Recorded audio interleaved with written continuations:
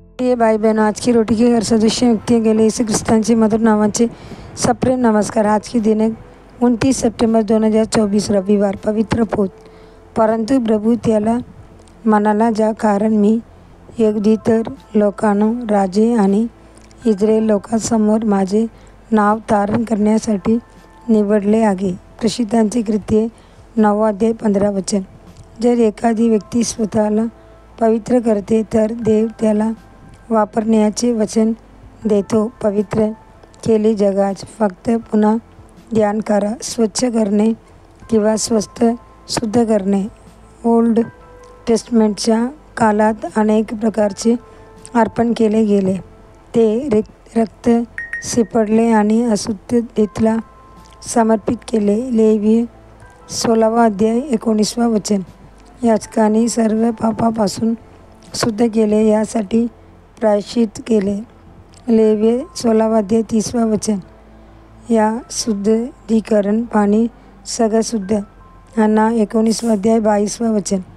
नवीन करारात हे लिहिले आहे, शुद्ध विवेक शास्त्र म्हणते, ख्रिस्ताचे रक्त किती असेल, ज्याने अनंतकालच्या आत्म्याने स्वतःला देवाकडे जाण्याशिवाय स्वतःला अर्पण केले आहे। जिवंत देवाची सेवा करण्यासाठी आपल्या विवेक बुद्धीचे शुद्ध केले आहे। का इब्री लोकांस 9 अध्याय 14 वचन। त्याने स्वतःची पापे केली होती, त्यांची रक्त माथ्यामधून। इब्री लोकांस 1 अध्याय 3 वचन। जर आपण स्वतःला शुद्ध केले तर आपण पवित्र भांडी म्हणून वापरण्यासाठी देवाचे वचन आहे।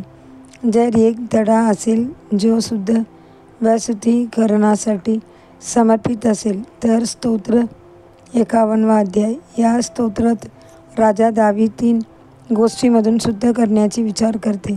त्याने त्यांची पापाची क्षमा मागितली। दुसरा, तो त्याला धुण्यासाठी प्रार्थना करतो नकट्याची पापापासून। आणि तिसरा, तो त्यांची पापापासून शुद्ध होण्यासाठी प्रार्थना करतो।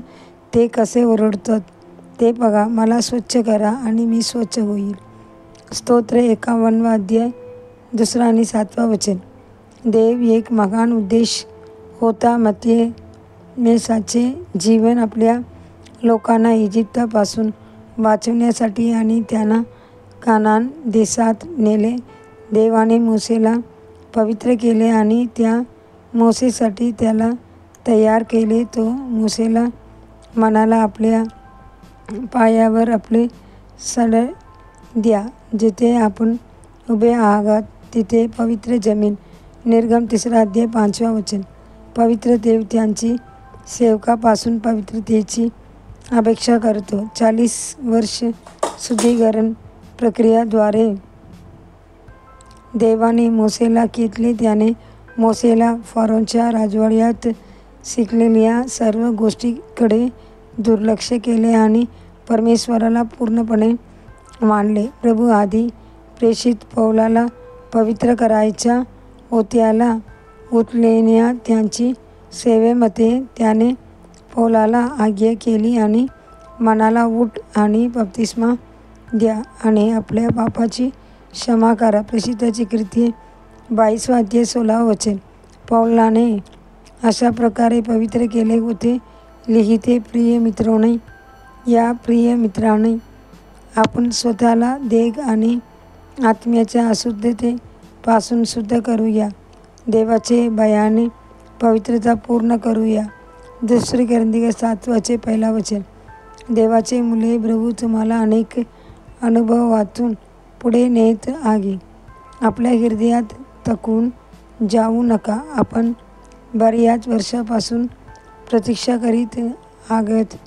विश्वास ठेवा की तो पवित्र आहे आणि आपल्याला पवित्र बनवितो आणि आपल्या महान कामासाठी तयार आहे। पुढील ध्यानासाठी वचन। जर आपण आपल्या पापाची कबूल करतो तर तो विश्वासू आहे आणि आपल्या पापाची क्षमा करण्यासाठी आणि सर्व अनितीपासून आम्हाला शुद्ध करण्यासाठी तो विश्वासू आहे। 1 जॉन 1 अध्याय 9 वचन। दिवसासाठी बायबल वचन। सकाळी येसाया 7 अध्याय 8वां अध्याय संध्याकाळी एफेसीकर 2रा अध्याय. धन्यवाद.